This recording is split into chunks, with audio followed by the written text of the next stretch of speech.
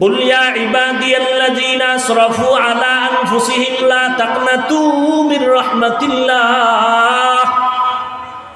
এরে নবীর আশিক, আল্লাহ বলেন, ও আমার প্রিয় বান্দারা, আসো তওবা করো, আমি চাই না তুমি জাহান্নামে যাও, কারণ জাহান্নামে তো ভয়ঙ্কর। জমিন থেকে 500 বছর এক দূর প্রথম আসমান।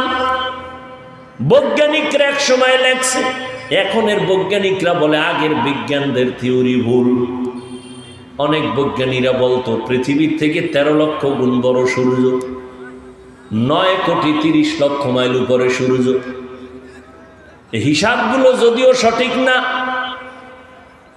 ধরে নিলাম কিছু সময় দিনের বেলা সূর্য ছিল, রাতের বেলা নাই, কিন্তু এরপরও গরম লাগেনি। কথা বল না কেন? বাসায় গেলে ফ্যানের বাতাস ছাড়া ঘুমাইতে পারো না রে যুবক বাবা।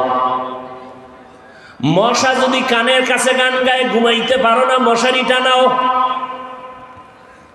কিন্তু আমার মাওলার অবাধ্য হইয়া গুনাহ নিয়া যদি মরো, ওই কবরে গেলে কবরের আযাব গুনাহগারের জন্য কেমনে মশারি কোথায় পাইবা? সূর্যের জাহান্নামের গরম কেমনে সহ্য করবা? তবে এখানে একটা কথা, ওই যে শুরুতে বলেছিলাম অনেক আলেম আছে বাতেল। এক শ্রেণীর আলেমরা বের হয়ে গেছে, এরা বলে কবরে কোনো আযাব নাই। ওনার কথাটা আমি 1 সেকেন্ডের জন্য যদি একটু মেনে নেই, তাহলে আমি বলবো ঠিক আছে, 1 সেকেন্ডের জন্য মেনে নিলাম কবরে কোনো আযাব নাই। যদি তাই হয়, তাহলে বেনামাজিরও কোনো পেরেশানি নাই, আমি নামাজিরও কোনো পেরেশানি নাই। ঠিক নেই? কিন্তু কবরে আযাব হবে, দলিল আছে ভুরি ভুরি আল্লাহর নবীর হাদিসের দ্বারা, কোরআনের আয়াতের ইশারাতুন নাস। ওই কবরে গিয়া যদি দেখো বেনামাজির আযাব চলে, বেপরদাওয়ালার আযাব চলে, জিনা করার কারণে আযাব চলে, তখন তোমার বিবেকটা দিয়ে একটু জবাব দাও, বাবা তোমারও উপায় কি হবে, আমার উপায় কি হবে? আরে মিয়া, আমরা তো মানুষের কাতারে নাই, চেহারাটা মানুষের মতো। যারা আসল মানুষ, যাদেরকে দেখলে মানুষ মানুষ হয়ে যাইত, তাদের ইতিহাস পড়ো। ও আল্লাহর বান্দারা, কষ্ট হয়? আর একটু সামনে আগাবো? আমার নবীর কোনো গুনাহ আসেনি? আছে? সেই নবী যার কোনো গুনাহ নাই। কেমন মায়ার নবী আমার! রাস্তা দিয়া নবী চলতেছেন, দুপার্শ্বের গাছ নত হয়ে নবীরে সালাম দেয়। নবীজির চেহারা মোবারকের দিয়ে তাকাইলে ক্ষুধা নিবারণ হয়ে যায়, জাহান্নামের আগুন হারাম হয়ে যায়। যেই নবীর শরীর মোবারকে মশা মাছি পড়া হারাম, ওই নবীর আদরের বিবি আম্মা জান আয়েশা রাদিয়াল্লাহু আনহা, যেই আম্মা জানের সাথে নবীর বিবাহ হলো আম্মা জানের 6 বছর বয়সে। 9 বছর বয়সে আম্মাজান ঘরে আসলেন। 18 বছর যখন আম্মাজানের বয়স, তখন নবী বিদায় হয়ে গেলেন। বলেন, আমার নবীর ঘর করলেন আম্মাজান কত বছর? ঘুমায় কয় বছর? আমগো বোনদের তো 18তে অনেকের বিয়েই হয় না। আর আম্মা জান আয়েশা রাদিয়াল্লাহু আনহা 18 বছরে নবী বিদায়, নবীর ঘর করলেন মাত্র 9 বছর। 18 বছরের নারী 9 বছর নবীর ঘর করে কি বয়ান পাইলেন, কি মর্যাদা পাইলেন।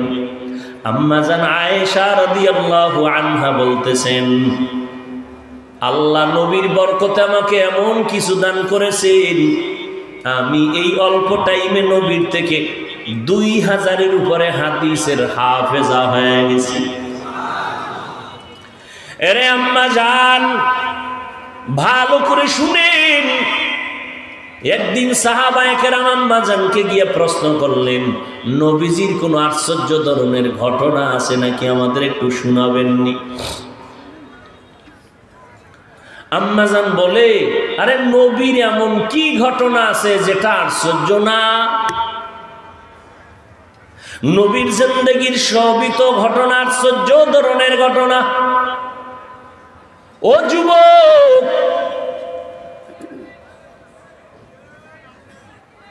আল্লাহর বান্দারা হিসাব করো, আমার নবী যার কোনো তুলনা নাই। আম্মাজান বলেন, একটা ঘটনা আমি আপনাদের শুনাইতেছি। আম্মাজান বলতেছেন, ও সাহাবায়ে কেরাম শুনেন, একদিন এশার নামাজের পরে রহমতের নবী আমার ঘরে আসছেন হুজরায়, এসে মুস্কি হাস দিলেন, কোনো বাতি নেই, নবীর চেহারার আলোতে রুম আলোকিত। নবী মুস্কি হেসে বললেন, ও হুমায়রা, ও আবু বকরের কন্যা, আজকের রাত্রটা কি আমাকে একটু ছুটি দেওয়া যাবে নি? কেমন রহমতের নবী আমার! আর আপনি 3 দিন পর্যন্ত ঘরে যান না, ম্যাডাম যদি ফোন দেয় কয় খবর আছে, ফোন দিলি কেন? আর রহমতের নবী ঘরে গিয়া কয়, ও হুমায়রা, ও আবু বকরের কন্যা, আজকের রাত্রটা আমাকে একটু ছুটি দিবেননি? আম্মাজান বলেন, নবী গো, আপনি কি বললেন? আমি না বলবো নাকি? আমি আবু বকরের কন্যা, আমার আব্বা আপনার পিছনে কোরবান, আমার জিন্দেগি কোরবান। কি করবেন নবী জানি না। আম্মাজান মনে মনে ভাবলেন, রহমতের নবী ভিন্ন কোনো বিবির ঘরে যাবেন নাকি, একটু সন্দেহ আসতেই পারে। কিন্তু আম্মাজান বলেন, এমন আশ্চর্য ঘটনার সাহাবারা, নবী আমার থেকে ছুটি চাইয়া, এরপরে আমি রুখসত দিলাম, আমি হুজরার মধ্যে শুইয়া পড়লাম। আমি তাকাইয়া দেখি দো জাহানের সরদার নবী নামাজে দাঁড়ায় গেছে। নামাজে দাঁড়াইয়া এই যে তেলাওয়াত শুরু, কোরআনের আয়াত, আলহামদু সূরা বাকারা, সূরা আলে ইমরান, এইভাবে পড়তেছেন আর কাঁদতেছেন। এত কান্না, নবী রহমতের নবী কাঁদতেছেন। আমি আয়েশা তাকাইয়া দেখি নবীর দাড়ি মোবারক ভিজে ভিজে পানির ফোঁটাগুলো পড়ে, বুক ভিজিয়া গেল। নবী রুকু দেন না, সিজদা তো পরের কথা, প্রথম রাকাতে নবী দাঁড়ায়া এত কাঁদতেছেন। আমি আয়েশা নজর দিয়া রাখছি, আল্লাহর নবী কান্না করে করে করে করে দীর্ঘ সময় পার করলেন। অনেক সময় যেটা বিবেকের বাইরে, অনেক সময় নবী কান্না করে এরপরে রুকুতে চলে গেলেন। রুকুর মধ্যে যাইয়া আবার কান্নার আওয়াজ, এত কাদাই নবী কাঁদলেন। আমি আয়েশা জীবনে নবীর এত কান্না করতে দেখি নাই। মায়ার নবী এত দীর্ঘ টাইম রুকুর মধ্যে কাঁদলেন। এরপরে নবী মাথা উঁচু করলেন, দাঁড়ালেন। এরপরে নবী মাত্র প্রথম রাকাতের প্রথম সিজদায় চলে গেলেন। যাইয়া এমন কান্না, আমার নবীর মায়ার কান্না শুরু হয়ে গেল। কান্না কান্না কান্না কান্না, প্রচন্ড বেগে কান্না। নবী মনে হয় জানো মরে যাবেন, এমন এক হালাত। ও আল্লাহর বান্দারা, ও পর্দার আড়ালের আম্মা জানেরা, ও যুবকেরা, একটু বুঝো, বাহাদুরি তো জীবনে কম করলা না। আজকে যদি মরিয়া যাও, তোমার আপন সবাই জামা কাপড়গুলো বেলেট দিয়া কেটে কেটে রেখে সাদা কাপড়ে পেঁচাইয়া কবরে নিয়ে যাবে। দুনিয়া কিছুই না রে বাবা।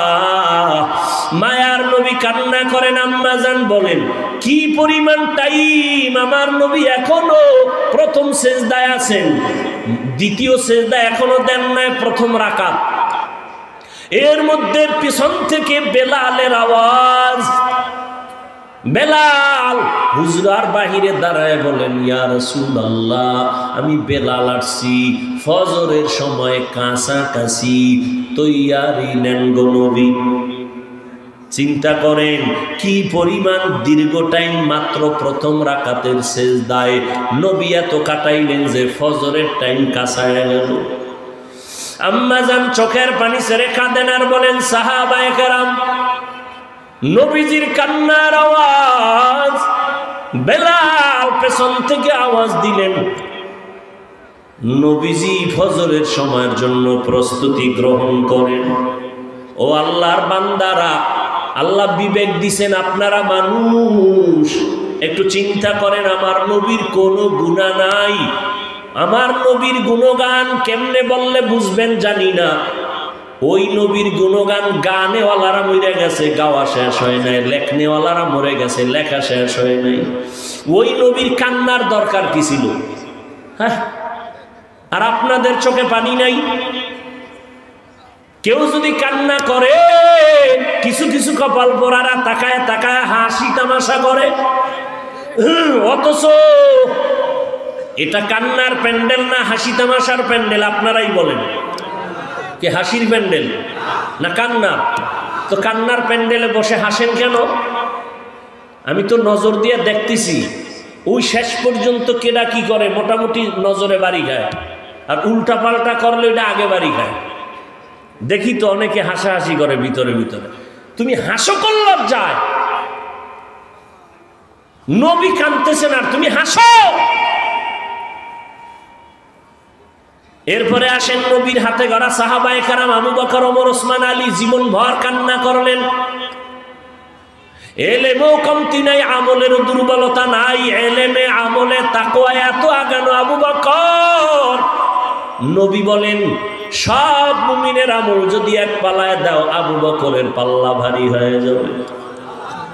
ওই আবু বকর নামাজে সারা রাত দাঁড়ায় দাঁড়ায় কান্না করে। ও যুবক বাবারা, বলো এত আমল করিয়া জান্নাতের টিকিট পাইয়াও কেন কাঁদলেন? একজনে জিজ্ঞে, আবু বকর আপনি কাঁদেন কেন? বলে, আমার মালিকের দরবারে কেমনে আমি দাঁড়াইয়া হিসাব দিব সেই ভয়ে আমি কান্না করি। ও আল্লাহর বান্দারা, ওমরে ফারুক কান্না করেন। সাহাবী জিজ্ঞাসা করলেন, কাঁদেন কেন? হাসরের ময়দানে আল্লাহ যদি বলেই ফেলেন সব মানুষ জান্নাতে যাবে, একজন জাহান্নামে যাবে, আমি ওমর ভয় পাই সেই লোকটা আমি হয়ে যাই নাকি? ওসমান রাদিয়াল্লাহু আনহু কান্না করেন, জান্নাতের টিকিট রেডি। ও ওসমান কাঁদেন কেন?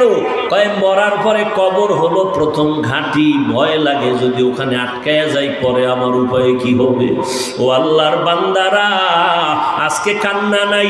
আল্লাহ কোরআন শরীফে বলে, ফালিয়াযহাকু কলিলা ওয়ালিয়াবকু কাসীরা, কম হাসো বেশি কান্না করো।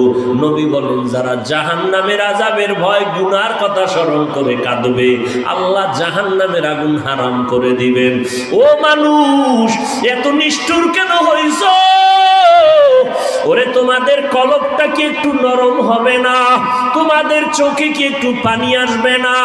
মা বাবার শাস্তির ভয়ে যদি সন্তানের চোখে পানি আসে, ওস্তাদ ছাত্রকে মারবে সেই ভয়ে যদি ছাত্র কান্না করে, ওরে তোমার আমার গুনার কারণে জাহান্নামের আগুন, ওই ভয় তোমার অন্তরে কেন আসে না রে বাবা? তোমার চোখে কেন পানি আসে না? তোমার কলবটা কি পাথরের থেকেও খারাপ? আল্লাহ তো তাই বলতেছেন কোরআনে, সুম্মা কাসাত কুলুবুকুম মিন বাদি যালিকা ফাহিয়া কাল হিজারা আও আশাদ্দু কাসওয়া ওয়া ইন্না মিনাল হিজারাতি লামা ইয়াতাফাজ্জারু মিনহুল আনহার ওয়া ইন্না মিনহা লামা ইয়াশাক্কাকু ফায়াখরুজু মিনহুল মা ওয়া ইন্না মিনহা লামা ইয়াহবিতু মিন খাশিয়াতিল্লাহ ওয়া মাল্লাহু বিগাফিলিন আম্মা তা'মালুন।